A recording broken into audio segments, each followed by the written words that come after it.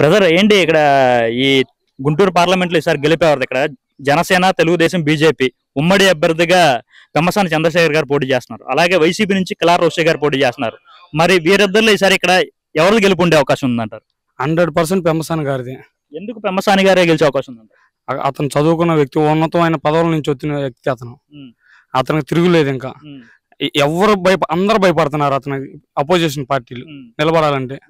అది దానికి ఇంకా వేరే మాటలు కూడా లేవు. ఖచ్చితంగా 80,000 నుంచి 1,00,000 మెజార్టీ వచ్చింది ఎంపీకి.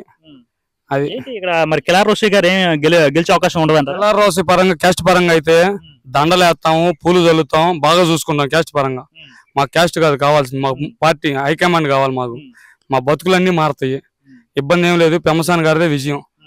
గత ప్రభుత్వం ఏమీ చేయలేదంటారు ఇక్కడ? ఏం చేసిందో మీరు చెప్పండి, ఏం చేసిందో మీరు చెప్పండి. ఏం చేయలేదో మేము చెబుతాం. మీరు చెప్పండి ఏం చేసిందో. మేమేం చేయలేదు మేము చెబుతాం.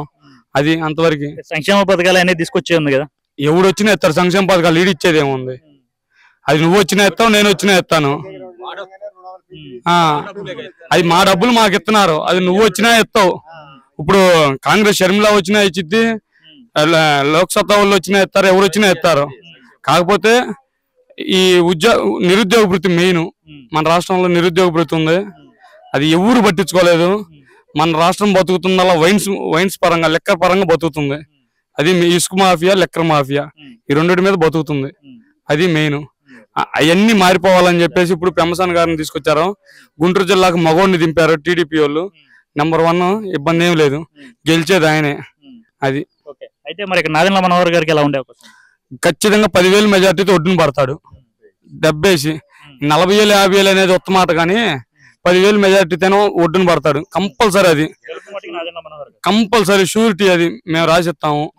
మా ఊర్లో 1,800 ఓటింగ్ ఉంది, 1,700 ఓటింగ్ పోల్ అయిద్ది, 1,650 ఓట్లు పడతాయి పెమ్మసానికి కానీ మనోహర్ గారికి కానీ. జనసేన వేసిన ప్రతి ఒక్కరు సైకిల్కి వేయాల్సిందే. అయిపోతే వాళ్ళ బతుకులు ఇంకంతే, ఇంకా అంతే, మారరు ఇంకా. అయితే క్రాస్ ఓటింగ్ అయితే పడదు ఖచ్చితంగా. క్రాస్ ఓటింగ్ అసలు క్యాస్ట్ గురించి ఇప్పుడు ఎవరండి పట్టించుకునేది? క్రాస్ ఓటింగ్ అనేది ఎక్కడా లేదు, పిఠాపురంలోనే లేదు క్రాస్ ఓటింగ్. అటు ఎంపీ ఏమో టీడీపీ, ఇటు వచ్చే పవన్ కళ్యాణ్ జనసేన, అక్కడే లేదు క్రాస్ ఓటింగ్. ఇక్కడ ఎట్లా ఉంటది? One side.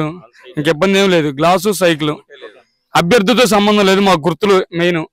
అది ఎవరు నుంచున్నా సరే, సైకిల్ ఉంటే సైకిల్ ఎత్తుక్కుంటాం, ఎమ్మెల్యే దాంట్లో, ఎంపీ దాంట్లో గ్లాస్ ఉంటే గ్లాస్ ఎత్తుక్కుంటాం. అంతవరకు అయితే ఓకే మాకు.